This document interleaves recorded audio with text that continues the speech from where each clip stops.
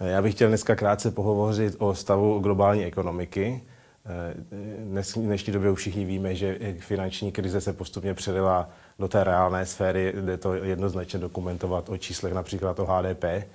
Těch transmisních mechanismů, těch kanálů, kterými se krize přenáší z toho finančního sektoru do té reálné ekonomiky, je celá řada. Já bych chtěl dneska demonstrovat fungování jednoho z nich, takzvaného kreditního nebo úvěrového kanálu, který v té dnešní krizi vyschnul víc než kdykoliv předtím. A celé to fungování tohoto transmisního mechanismu bych chtěl demonstrovat na příkladu z reálného života a udělat celý ten příběh srozumitelnější. A představme si, že globální ekonomika odpovídá cyklistickému závodu pelotonu a že jednotlivé země jsou reprezentovány v rámci tohoto pelotonu jednotlivými týmy. Peloton se řítí krajinou, čím rychleji jede, tím větší je růst HDP, to je ta analogie.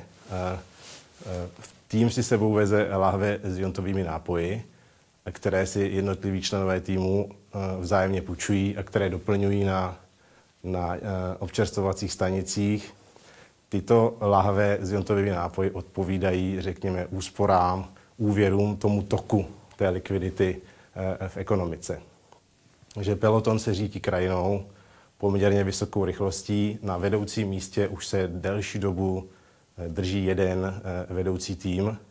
Všichni nějak tak tušíme, jak to v takovém pelotonu chodí. Ten, který rozráží vzduch na špici, to stojí největší úsilí. Ty, kteří se vezou vzadu ve vzduchové kapse jako v těle toho pelotonu, tak i když dosahují zhruba stejné rychlosti, tak je to tolik síly nestojí. Takže peloton se řítí krajinou.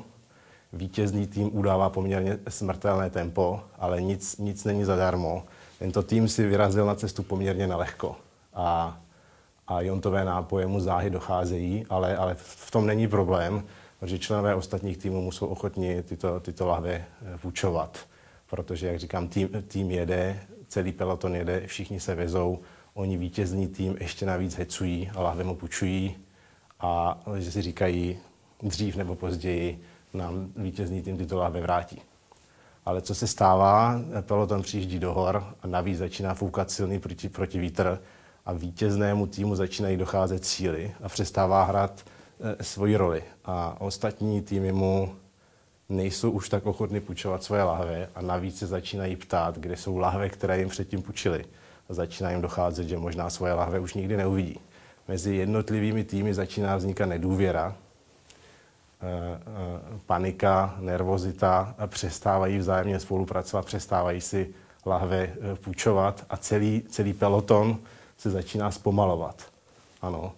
To znamená, že jenom nedůvěra si vzájemně půjčovat, spolupracovat vede ke zpomalení pelotonu na tempo, které vlastně odpovídá současnému zpomalení reálné ekonomiky.